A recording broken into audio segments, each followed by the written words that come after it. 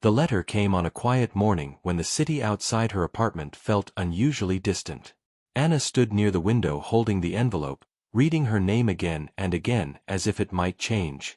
The handwriting was careful and slow, the kind that belonged to someone who never rushed. Her grandmother's name was printed in the corner, heavy with meaning. Anna had not seen her grandmother in many years, not since the silence settled between them and stayed there. Seeing that name again pulled at something old and uncomfortable inside her. She sat at the small wooden table and opened the letter with steady hands. Inside was a single page, short and formal, written by a lawyer. It spoke of an inheritance that surprised her more than it should have. A house, deep in the northern forest, left entirely to her. No conditions.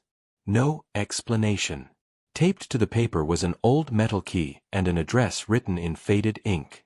At the bottom was a final note written in her grandmother's familiar hand, telling her only to take her time and listen to the house. Anna leaned back in her chair and closed her eyes. Memories rose without permission. Quiet visits as a child. Long walks that never went too far into the trees. Locked doors she was told not to touch. Her grandmother had always been kind but distant, loving but guarded. Questions were answered with smiles instead of words. Anna learned early that some things were not meant to be asked. Now those same unasked questions felt heavier than ever. For 3 days, Anna tried to live as if the letter did not exist. She went to work and smiled at co-workers. She cooked simple meals and washed dishes slowly. At night, she lay awake staring at the ceiling, thinking about forests and keys and things left behind. Each time she tried to push the thought away, it returned stronger. The house felt less like an option and more like a pull she could not escape. On the 4th morning, she packed a small bag and borrowed her neighbor's car.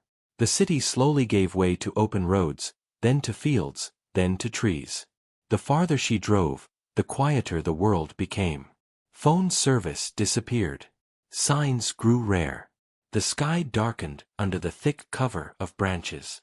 It felt as if the road itself was leading her somewhere she had already agreed to go. When she finally turned onto the narrow gravel path, her hands tightened around the steering wheel. The forest pressed in close, tall and dense, blocking the light. The air felt cooler here, carrying the scent of earth and old leaves. After several minutes, the path ended and the house appeared ahead, standing alone among the trees. It was larger than she expected, darker too, with wood worn smooth by time and weather. Anna stepped out of the car and stood still.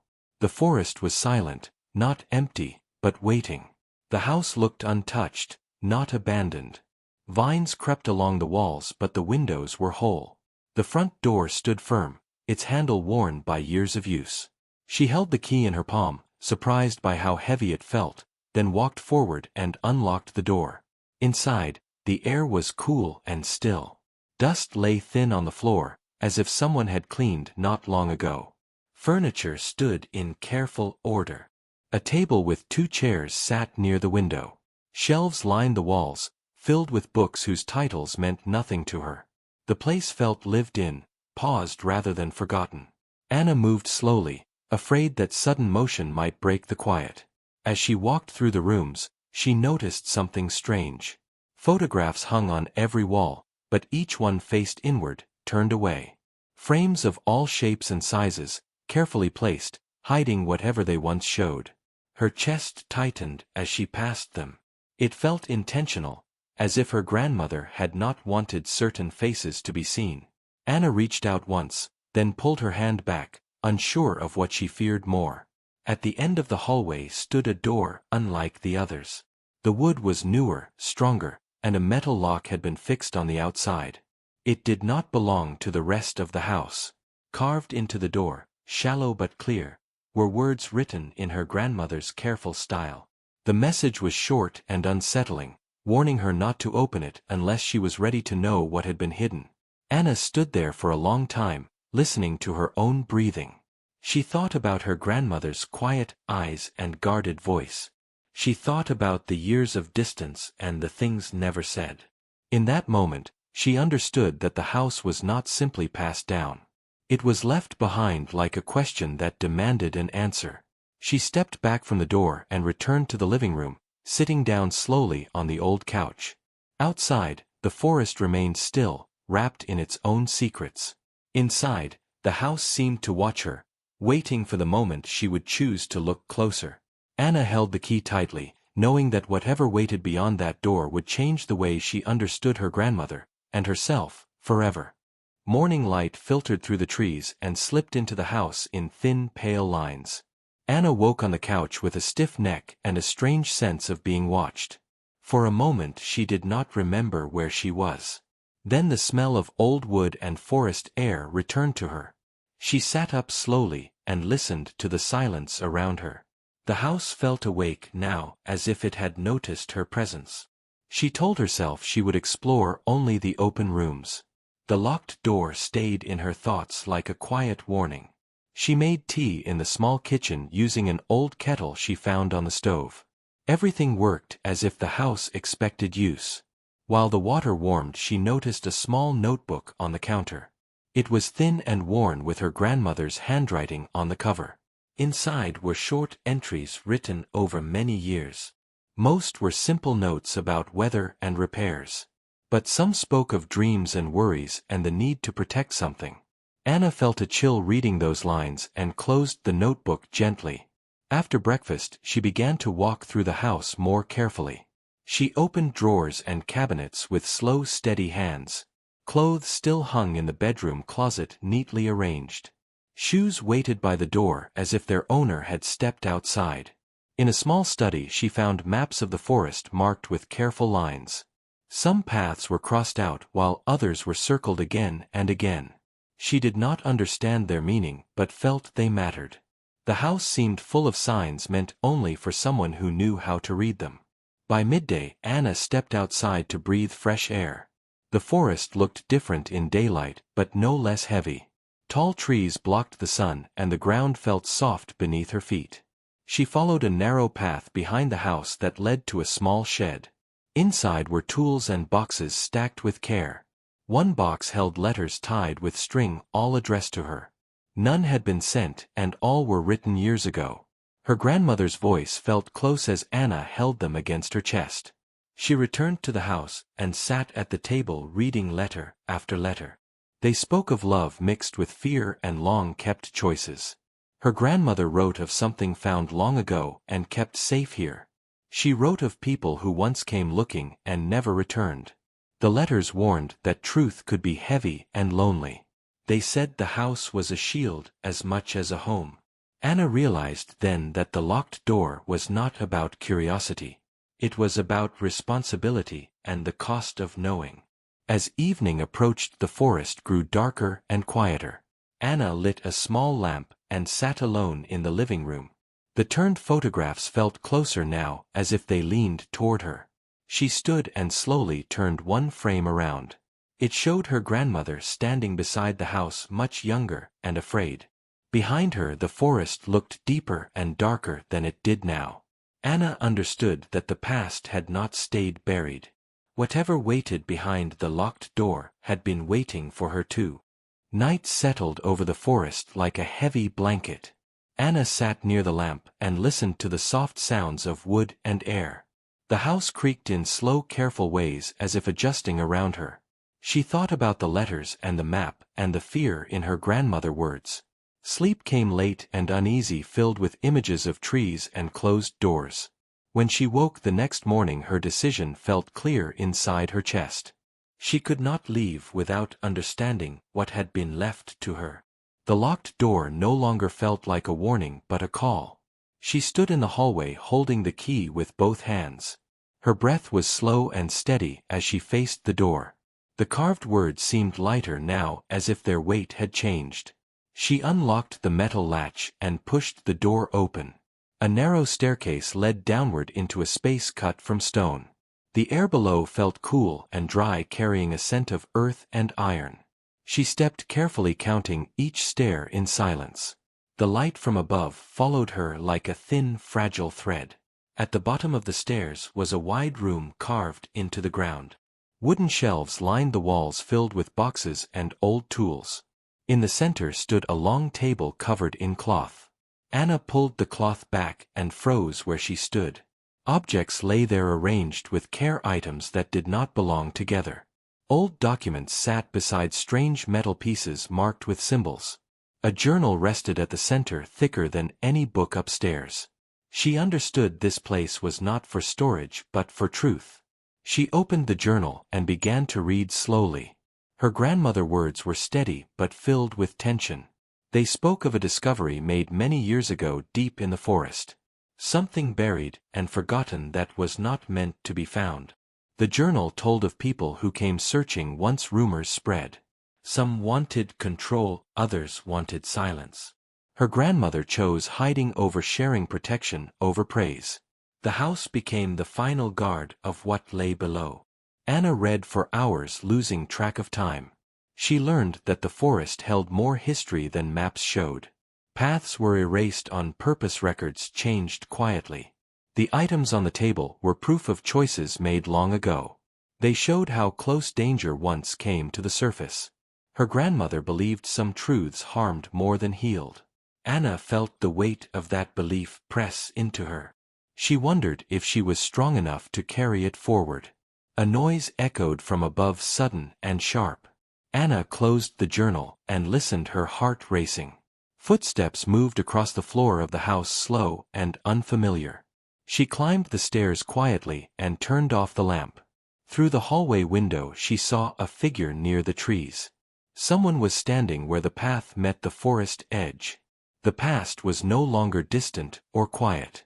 It had found its way back to the house. Anna stayed still near the hallway wall and held her breath. The house felt smaller as the quiet pressed in from every side. Outside, the figure did not move closer but did not leave. The forest seemed to bend around that presence. She remembered the letters and the warning about people returning. Fear moved through her slowly, not sharp but heavy. She knew hiding forever was not what her grandmother had done. So she stepped forward and let the floor speak beneath her feet.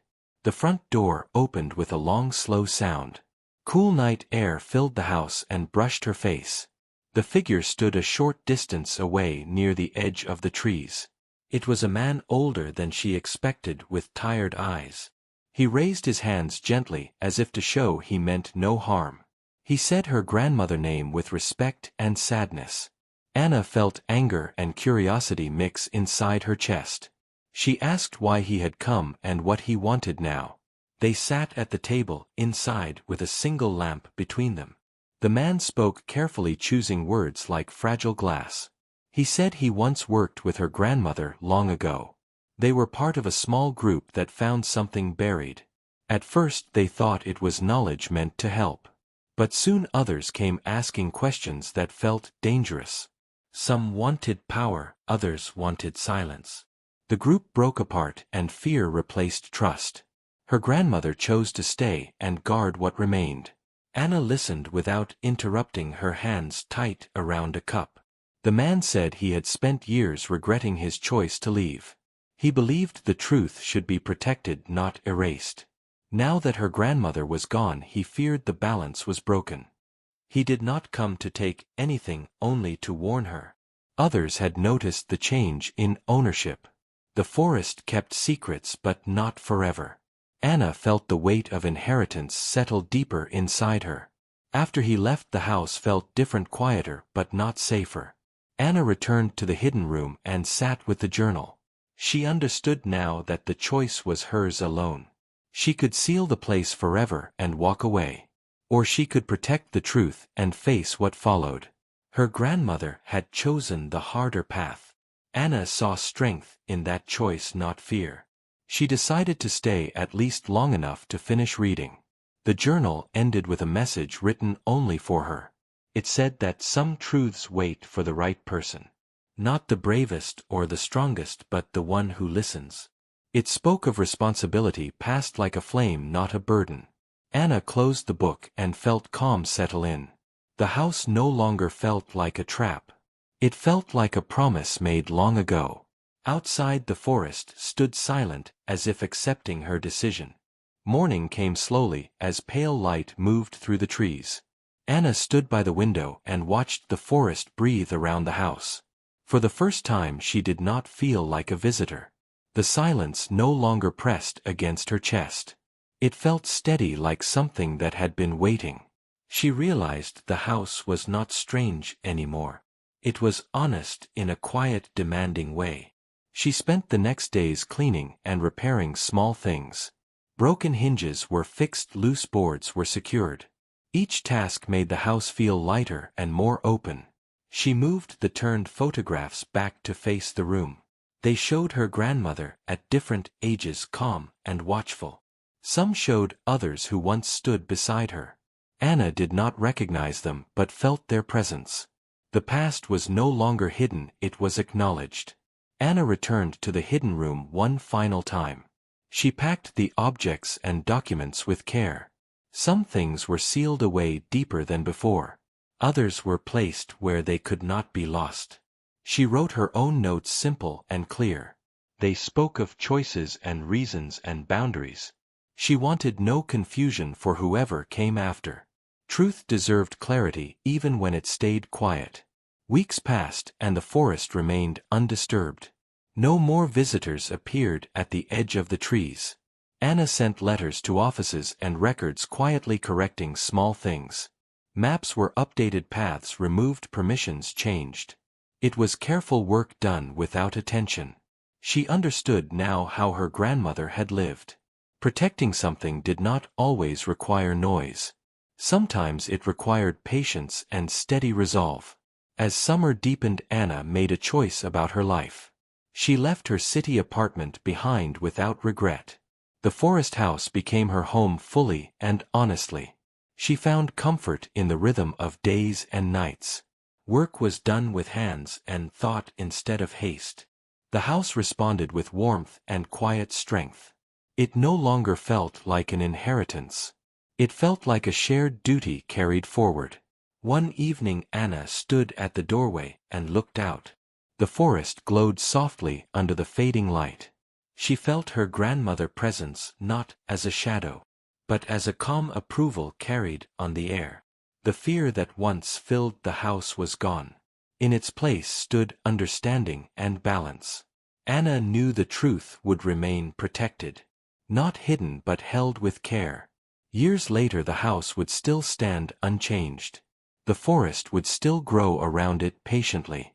Those who passed nearby would feel something they could not name. A sense of boundary and quiet respect. Anna would continue to live there, watchful and grounded. The strange house would no longer shock anyone. Because its purpose had been fulfilled. It was not a secret anymore but a promise kept.